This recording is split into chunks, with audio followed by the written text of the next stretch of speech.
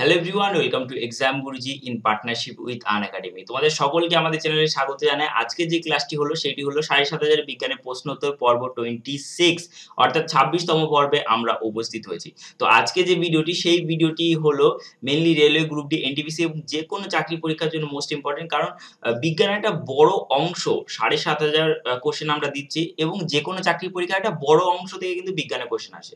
সেটা আলাদা বিষয় যে রেলওয়ে গ্রুপ ডি স্পেসিফিক করে বিজ্ঞানে কোশ্চেন দিচ্ছে এবং এনটিপিসি তেও একটা ভালো মাপের বিজ্ঞানের কোশ্চেন দেবে। তো আজকের আমরা যে পার্টগুলো করছি সেগুলো বর্তমানে এখন সব চ্যাপ্টার ওয়াইজ করছি। আজকে যে চ্যাপ্টার সেটি হলো আলো। আলো নিয়ে আজকে আলোচনা করব। তার আগে আরেকটি কথা বলব, চ্যানেল যদি নতুন হয়ে থাকে তাহলে অবশ্যই চ্যানেলটিকে সাবস্ক্রাইব করে রাখো এবং অবশ্যই এই ভিডিওটাকে এট লিস্ট ৫ টা WhatsApp গ্রুপে, তোমাদের আমি জানি সবার এডুকেশনাল গ্রুপ আছে, সবার WhatsApp গ্রুপগুলোতে তোমরা শেয়ার করো, ঠিক আছে? এবং অবশ্যই আমাদের ভিডিওগুলিকে লাইক করো যদি তোমাদের পছন্দ হয়। আমি জানি যে তোমাদের পছন্দ হয়, তবুও অনেকে আছে যে লাইক বাটনে ক্লিক করব, মানে ভিডিও দেখে চলে যায়, লাইক বাটনে ক্লিক করব, বুড়ো আঙুলে মানে কষ্ট হয় একটু, ঠিক আছে? লাইক বাটনে ক্লিক করতে। সবাই দেখে যায়, লাইক বাটনে ক্লিক করব, জাস্ট এটা বিষয়। তো আবার অনেকের আছে ডিসলাইক বাটনে ক্লিক করতে আবার কষ্ট হয় না, ঠিক আছে? তো চলো দেরি না করে শুরু করব, হাসি মজাক হতেই থাকবে। চলো আমাদের ক্লাসে আজকে আমরা প্রবেশ করি। আজকে আমাদের ২৬ নাম্বার ক্লাস। আজকে পর্ব মানে আজকে আমরা আলো নিয়ে আলোচনা করব। তবে আলো একটা ক্লাস সম্ভব নয়, নেক্সট ক্লাসেও আমরা আলো নিয়ে আলোচনা করব। আমাদের আজকে মোটামুটি ৫০ টি কোশ্চেন থাকছে, ঠিক আছে? তো পর্ব নাম্বার ২৬, বিজ্ঞানে অজ্ঞান। চলো ফার্স্ট কোশ্চেন, অবতল দর্পণ কখন একটি বস্তুর অসৎ বিম্ব গঠন করে? অবতল দর্পণ কখন একটি বস্তুর অসৎ বিম্ব গঠন করে? সেটি হলো কোনো বস্তু অবতল দর্পণে মেরু ও ফোকাসের মধ্যে থাকলে বস্তুর অসৎ বিম্ব গঠন করে, ঠিক আছে? মানে মেরু এবং ফোকাসের মধ্যে থাকতে হবে, তাহলে অসৎ বিম্ব গঠন করবে, ঠিক আছে? চলো পরবর্তী কোশ্চেন, অবতল দর্পণ কখন একটি বস্তুর সৎ বিম্ব গঠন করে?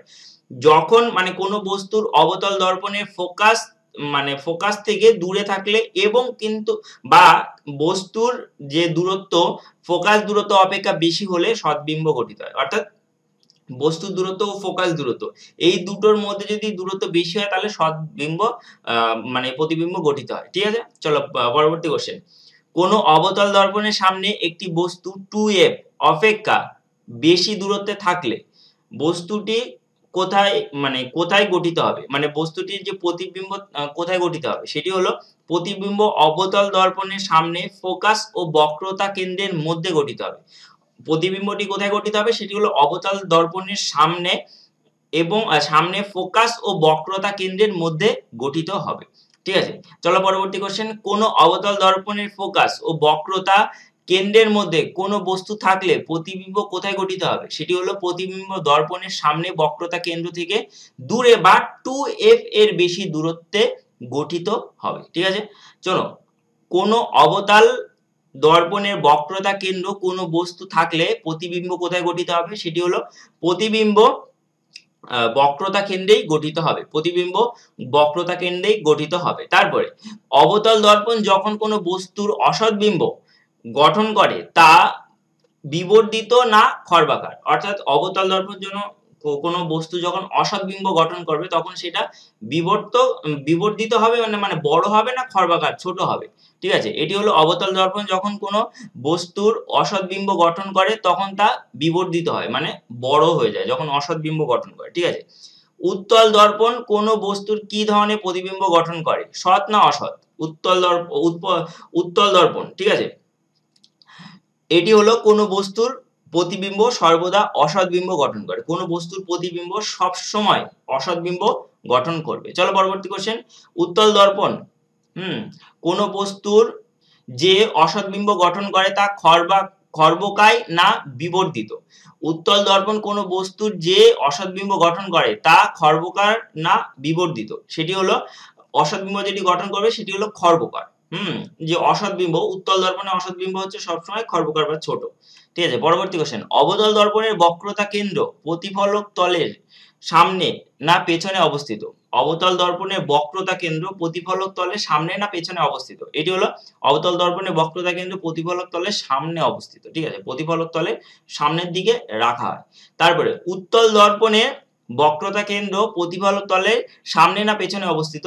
এটি হলো উত্তল দর্পণের বক্রতা কেন্দ্র প্রতিফলক তলের পেছনে অবস্থিত। ঠিক আছে, অবতল দর্পণের সামনে এবং উত্তল দর্পণের পেছনে অবস্থিত। তারপরে অবতল দর্পণের মুখ্য ফোকাস প্রতিফলক তলের সামনে না পেছনে অবস্থিত। অবতল দর্পণের মুখ্য ফোকাস প্রতিফলক তলের সামনে অবস্থিত। ঠিক আছে, চলো পরবর্তী কোশ্চেন। উত্তল দর্পণের মুখ্য ফোকাস প্রতিফলক তলের সামনে না পেছনে অবস্থিত। এটি হলো উত্তল দর্পণের, ঠিক আছে, মুখ্য ফোকাস প্রতিফলক তলের পেছন দিকে অবস্থিত। পরবর্তী কোশ্চেন, গোলীয় দর্পণে, গোলীয় যে দর্পণগুলো মুখ্য ফোকাস বিন্দুর সংখ্যা কয়টি? গোলীয় দর্পণে মানে কি দর্পণের মুখ্য ফোকাস বিন্দুর সংখ্যা একটি। ঠিক আছে, একটি। তারপরে গোলীয় দর্পণে গৌণ ফোকাস বিন্দুর সংখ্যা কতগুলি?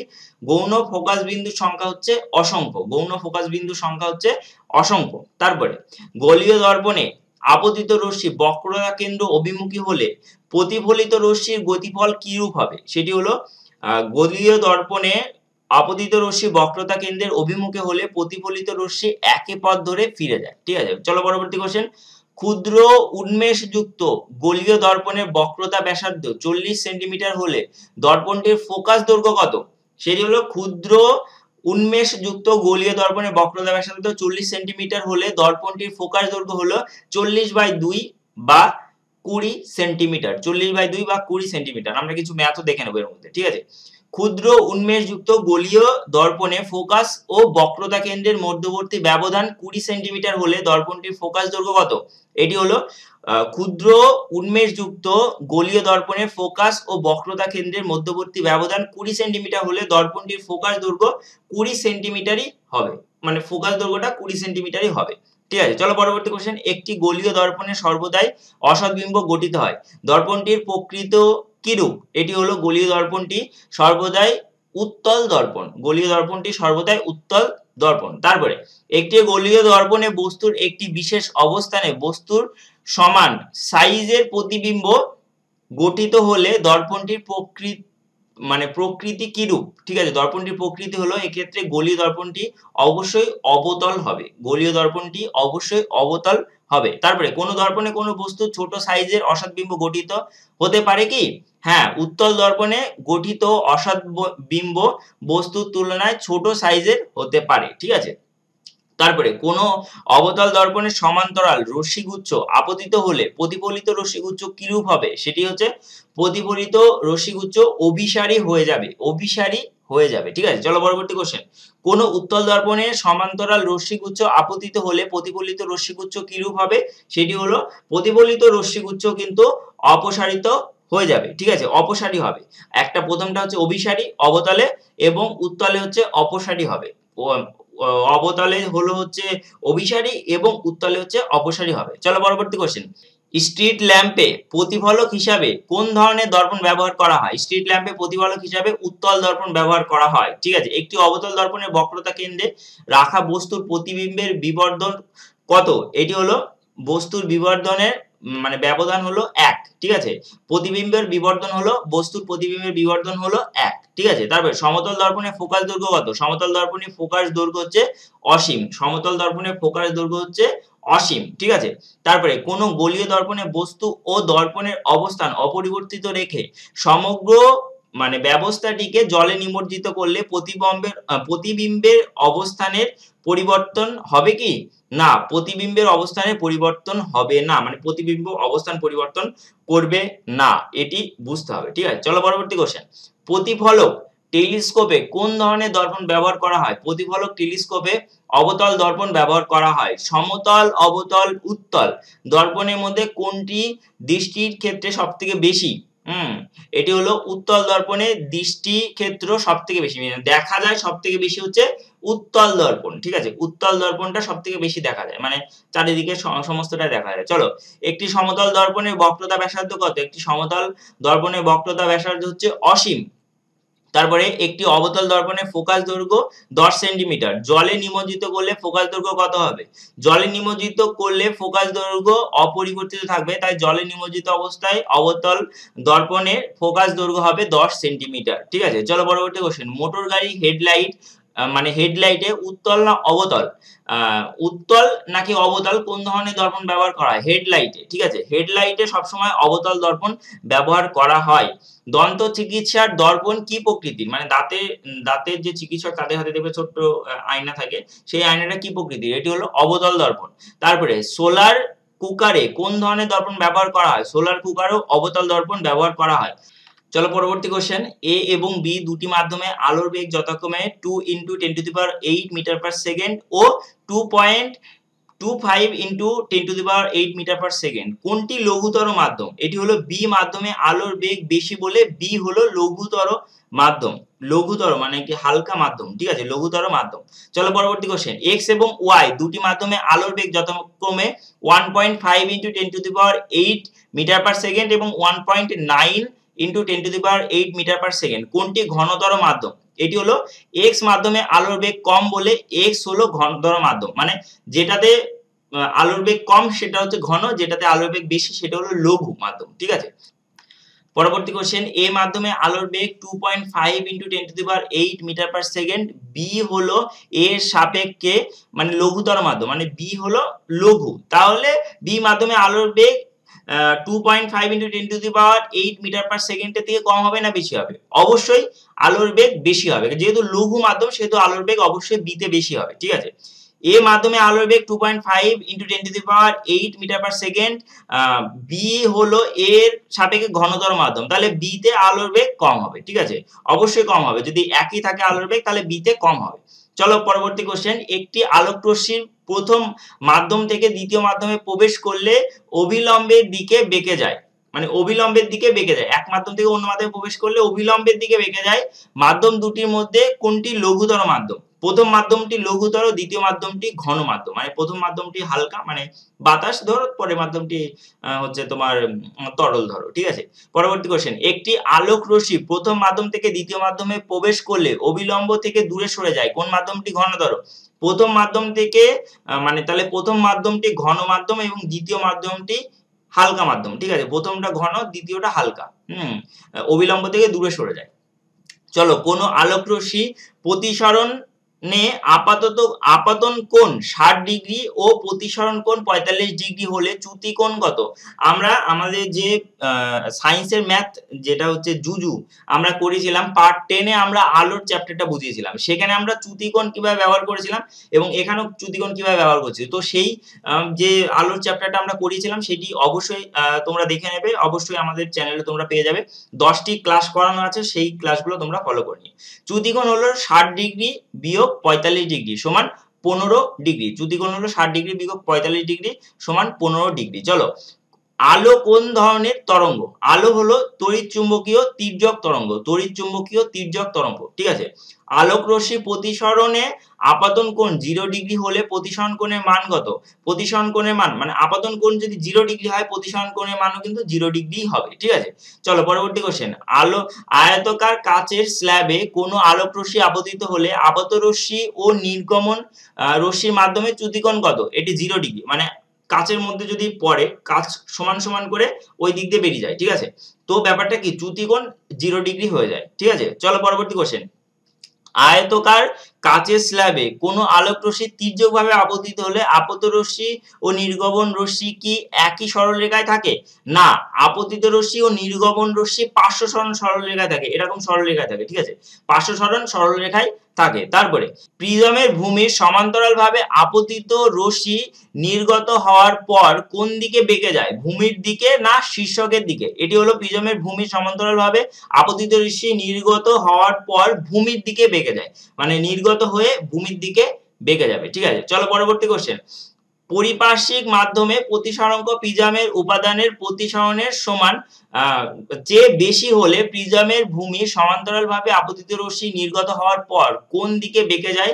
ভূমির দিকে না শীর্ষকোণের দিকে? এটি হবে শীর্ষকোণের দিকে বেঁকে যায়, ঠিক আছে? বায়ুর মাধ্যমে কোন লেন্সকে অভিসারী লেন্স বলা হয়? বায়ুর মাধ্যমে উত্তল লেন্সকে অভিসারী লেন্স বলা হয়, ঠিক আছে? বায়ুর মাধ্যমে কোন লেন্সকে অপসারী লেন্স বলা হয়? সেটি হলো অবতল লেন্সকে অপসারী লেন্স। অবতল লেন্স অপসারী, উত্তল লেন্স অভিসারী, ঠিক আছে? তারপরে কোন লেন্সের আলোক কেন্দ্র কি লেন্সের বাইরে থাকতে পারে? হ্যাঁ, কোন লেন্সের আলোক কেন্দ্র লেন্সের বাইরে থাকতে পারে। উদাহরণ হলো অবত উত্তল লেন্স, উত্তবতল লেন্স, ঠিক আছে? অবত উত্তল লেন্স, উত্তবতল লেন্স মানে অবতল উত্তল একসাথে মিক্স করা, উত্তল অবতল একসাথে মিক্স করা, ঠিক আছে? চলো পরবর্তী এবং আমাদের লাস্ট কোশ্চেন। লেন্সের মুখ্য ফোকাস বিন্দু সংখ্যা কয়টি? সেটি হলো লেন্সের মুখ্য ফোকাস বিন্দুর সংখ্যা হলো 2টি, ঠিক আছে? তো আমাদের সাথে এতক্ষণ থাকার জন্য অসংখ্য ধন্যবাদ তোমাদের সকলকে। তোমরা দেখছো exam Guruji in partnership with Unacademy. তো আমাদের টেলিগ্রাম চ্যানেল, আমাদের টেলিগ্রাম গ্রুপে তোমরা যুক্ত হতে পারো, আমাদের ফেসবুক গ্রুপে, ফেসবুক পেজে তোমরা যুক্ত হতে পারো। ফেসবুক পেজে রেগুলার বেসিসে আমরা কুইজ করে থাকি, টেলিগ্রামেও কুইজ করে থাকি, তোমরা সেখানে পার্টিসিপেট করতে পারো। তাছাড়া যে কোনো পিডিএফ পাওয়ার জন্য আমাদের www.beofbooks.com এখানে তোমরা ঘুরে পিডিএফ নিয়ে নিতে পারো। আর তোমরা যারা রেলওয়ে গ্রুপ ডির সাথে সাথে তোমরা ডব্লিউবিসিএস এর প্রিপারেশন নিচ্ছ, তোমাদের জন্য বলবো যে তোমাদের জন্য বেস্ট জায়গা বা বেস্ট প্ল্যাটফর্ম হলো আনএকাডেমি। তো আনএকাডেমিতে তোমরা প্লাস কোর্স নিয়ে নাও।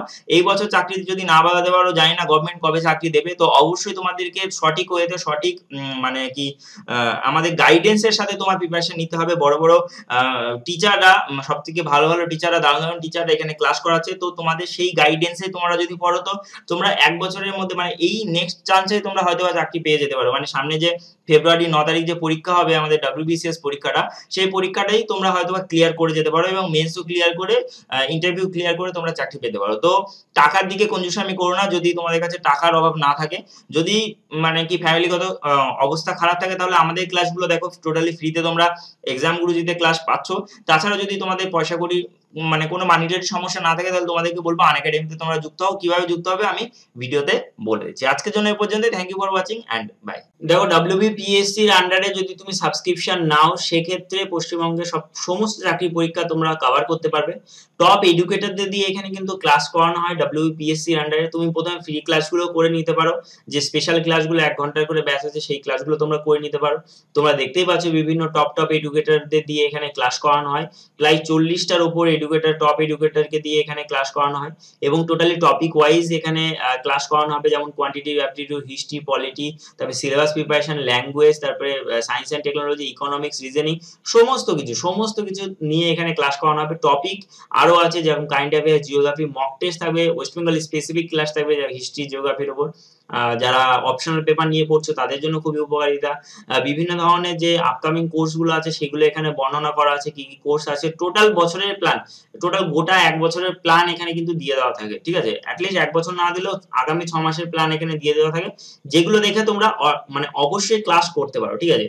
একদম টোটালি ফোনের মাধ্যমে তোমরা ক্লাস করো, টিচাররা ক্লাস করাবে, তুমি দেখো এবং তোমার ডাউট ক্লিয়ারিং করো। টিচাররা কুইজ নেবে, তোমরা ডাউট ক্লিয়ারিং করবে, প্র্যাকটিস সেশন থাকবে, টেস্ট সিরিজ থাকবে, টোটাল একদম পুরো ফুল ব্যাচ সিস্টেম এখানে চালু আছে। এবং অবশ্যই তোমরা সেখানে প্রস্তুতি নাও এবং ফ্ল্যাট 10% ডিসকাউন্ট পাওয়ার জন্য অবশ্যই এক্সাম গুরুজি কুপন কোড ইউজ করো। সেক্ষেত্রে 1 বছরের কোর্স নিলে 6,300 টাকাতে হয়ে যাবে এবং 2 বছরের কোর্স নিলে 7,500 টাকাতে প্রাইতে হয়ে যাবে, ঠিক আছে? এটা তোমাদেরকে একবারে পেমেন্ট করতে হবে। তাছাড়াও যদি তোমাদের এইচডিএফসির কার্ড থাকে, এটিএম কার্ড বা ডেবিট কার্ড, তাহলে তোমরা মান্থলি পেমেন্ট করতে পারো। এটা তোমাদের একটা সুবিধা থাকবে। তো চলো, let's crack it. This is your Unacademy, subscribe now. তো তোমরা আনএকাডেমি অ্যাপটা প্লে স্টোর থেকে ডাউনলোড করো, ফ্রি ক্লাসগুলো প্রথমে করো WBPSC এর আন্ডারে। তারপরে বলবো যে তোমরা নাও এই যে কোর্সটা আছে, সেই কোর্সটা। অতিরিক্ত জানতে আমাদেরকে তোমরা হোয়াটসঅ্যাপ করতে পারো 9504169945 এ। হোয়াটসঅ্যাপ করলে আমরা তোমাদেরকে বিস্তারিত জানিয়ে দেবো এই বিষয়ে, কিভাবে তোমরা কোর্স নেবে, কোন কোর্সটা তোমাদের ভালো, কোন টিচার ক্লাসগুলো তোমরা করতে পারবে, এগুলো টোটালি আমরা বর্ণনা করে দেবো, ঠিক আছে? তো আজকের জন্য এই পর্যন্ত। Thank you for watching this video once again and bye.